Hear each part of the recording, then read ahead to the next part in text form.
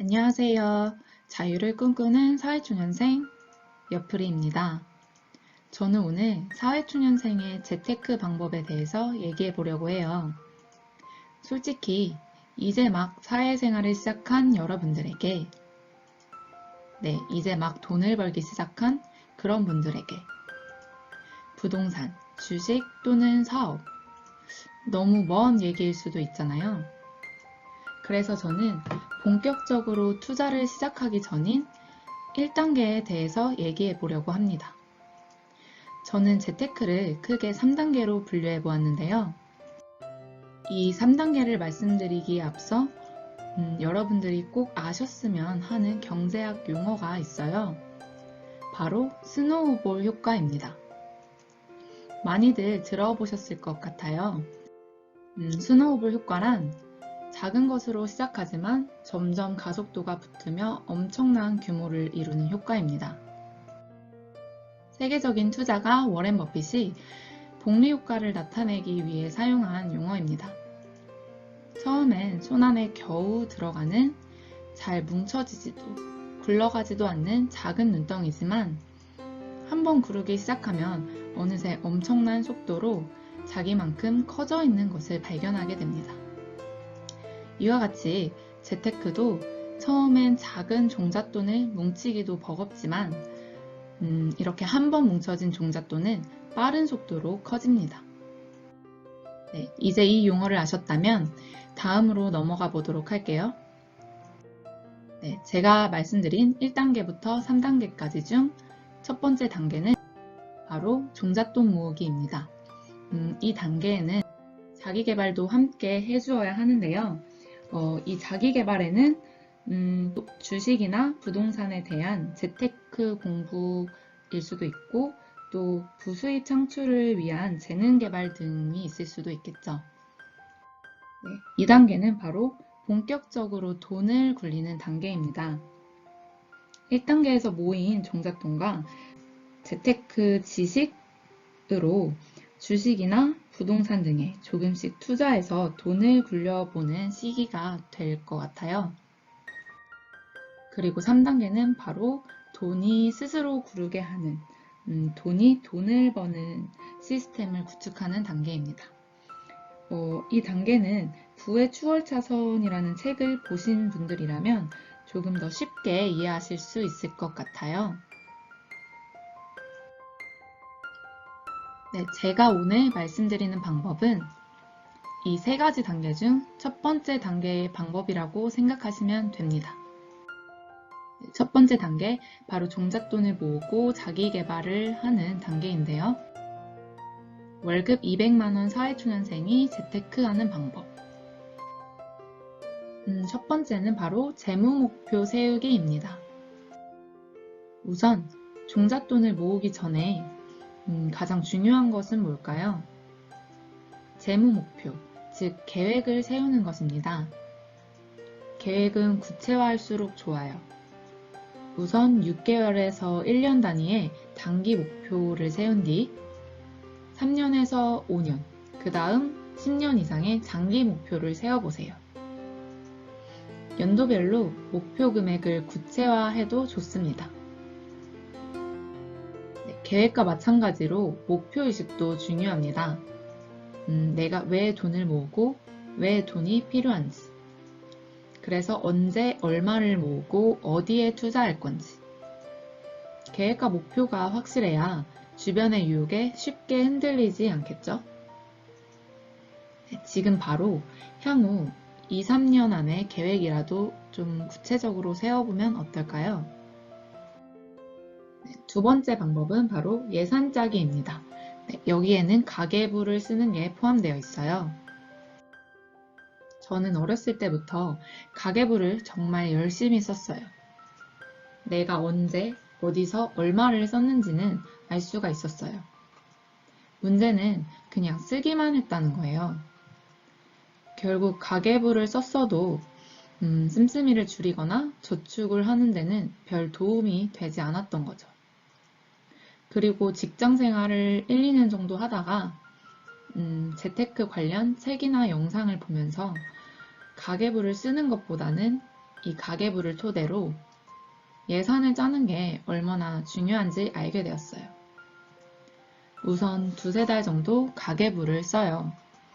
내가 어떤 항목에 어느 정도 지출을 하는지 알아야 해요. 이 지출 항목은 크게 고정비와 변동비로 나눕니다. 고정비는 말 그대로 매달 고정적으로 나가는 비용인데요. 저는 예시로 교통비와 통신비, 보험비, 예비비, 또 자기계발비를 잡아왔어요. 그리고 변동비가 있어요.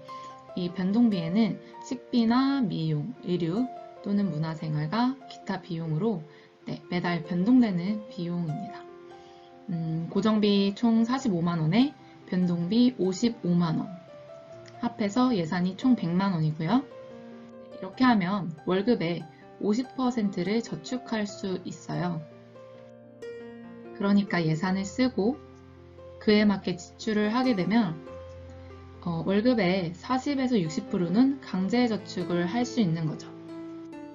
만약 한 달 중 절반이 지났는데 벌써 예산을 초과했다? 그러면 데이트 모임 또는 친구와의 약속을 한번 줄여보세요. 단기적인 수입을 늘려보는 방법도 있습니다. 예를 들어 저는 중고나라에서 물건을 자주 파는데요. 안 쓰는 전자기기나 향수 또는 회사에서 이벤트로 나눠주는 물건 등을 가끔 팔아요. 그리고 주말 특근을 할 수도 있고 또 주말 단기 알바도 해볼 수 있죠. 예산을 잡아서 계획에 맞게 쓰고 내가 왜 이만큼 썼는지, 어떻게 하면 지출을 줄일 수 있는지 분석하는 게 정말 중요합니다. 이렇게 2~3년만 빡세게 모으면 종잣돈 3천만원, 어렵지 않게 모을 수 있겠죠? 만약 이게 힘드시다면 재테크에 대한 마음가짐부터 다시 잡는 게 좋을 것 같아요. 그리고 3번째는 바로 관심사 돌리기입니다. 재테크를 제대로 해야겠다고 마음먹기 전 저의 관심사는 뭐였을까요? 바로 SNS 하기 또는 유명 인플루언서의 일상이나 언박싱 영상 보기였어요. 그런 영상들을 볼 때마다 저는 와 예쁘다, 나도 연말에 저런 명품백 하나 사고 싶네, 나는 언제 저렇게 살아보지? 라는 생각을 했던 것 같아요. 대리만족? 글쎄요. 저는 소비에 관심이 점점 커졌고 그렇게 제가 구매한 옷, 가방, 화장품 등의 카드값에 구속되거나 어차피 나는 못해, 이번 생은 망했어 라는 스스로에 대한 불신과 자괴감에 사로잡힌 자신을 발견했어요. 하지만 저는 생각을 바꾸기 시작했어요. 저에게 그런 생각을 심어주는 영상들을 멀리하고 뷰티나 패션보다는 사회적 이슈에 관심을, 순간의 쾌락을 위한 여행이나 모임보다는 나를 위한 투자에 관심을 가지기 시작했어요. 이런 식으로 관심사를 돌리는 노력은 4번째 방법으로 이어졌는데요. 마지막 4번째 방법은 바로 자기계발하기입니다. 부수입 창출을 위해. 저는 항상 생각합니다. 지금 하고 있는 일 외에 어떻게 하면 부수입을 창출할 수 있을까? 그런데 당장은 특별한 방법이 떠오르지 않더라고요. 그래서 일단 내가 좋아하는 게 무엇인지, 잘할 수 있는 게 무엇인지 이것저것 찾아보기 위해 다양한 자기계발에 투자하고 있어요. 제가 하고 있는 첫 번째 자기계발은 바로 어학 공부인데요. 저는 지난 1년간 영어 공부를 꾸준히 했습니다. 그리고 이 공부는 제가 직무를 바꾸는 데 큰 도움이 되었어요. 부수입과는 관련이 없지만 올해 더 공부를 해서 본업 외에도 유료 영어 스터디나 과외를 해보는 것이 어떨까 생각하고 있어요. 그리고 제가 하는 2번째 자기계발은 재능기부 사이트에서 강의나 전자책 구매하기입니다. 요즘은 꼭 전문가한테 배우지 않아도 된다는 인식이 강해졌어요. 초보가 왕초보를 가르쳐준다는 개념으로 다양한 재능 기부 사이트가 생겨났고 거기에서 1대1 또는 1대4의 오프라인이나 이메일 컨설팅을 받거나 다양한 온라인 강의를 들을 수도 있고 또 관심 분야의 노하우를 전자책으로 구매할 수도 있어요. 제가 아는 재능 기부 사이트들인데요. 크몽이랑 숨고, 프렌, 클래스 101입니다. 저는 전자책이나 오프라인 컨설팅은 크몽, 온라인 수업은 클래스 101에서 찾아보고 있어요. 그리고 세 번째 자기계발 방법은 바로 책 읽기입니다. 책 읽기는 아마 어느 누가 자기계발 얘기를 해도 빠지지 않을 것 같은데요. 저는 정말 1년에 책을 단 한 권도 읽지 않는 일하거나 놀기 바쁜 사회초년생이었어요. 그런데 재테크에 관심이 생기면서 유튜브로 여러 강연 영상을 듣던 중에 성공한 사람들의 필수 조건이 바로 책을 많이 읽는 것임을 깨달았어요. 자신의 성공 스토리를 말하는 사람들 중 독서를 빼고 말하는 사람이 있나? 싶을 정도로 독서는 정말 성공의 필수 조건인 것 같아요.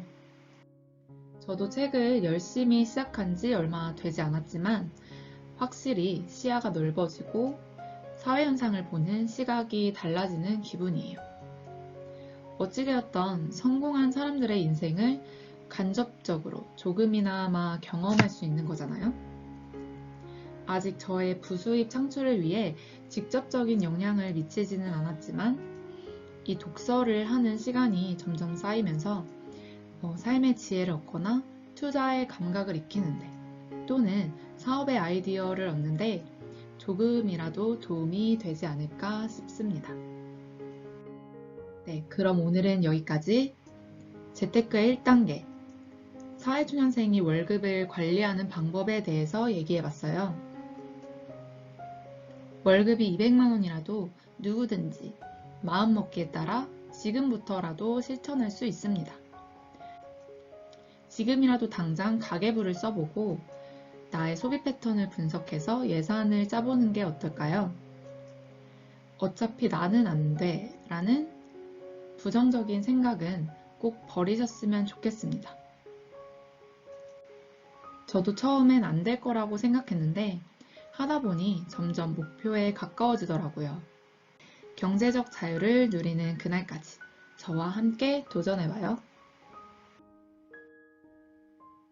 네, 그럼 저의 영상은 여기까지고요. 제 영상이 유익하셨다면 좋아요를, 다음 영상이 기대되신다면 구독을 부탁드릴게요. 감사합니다.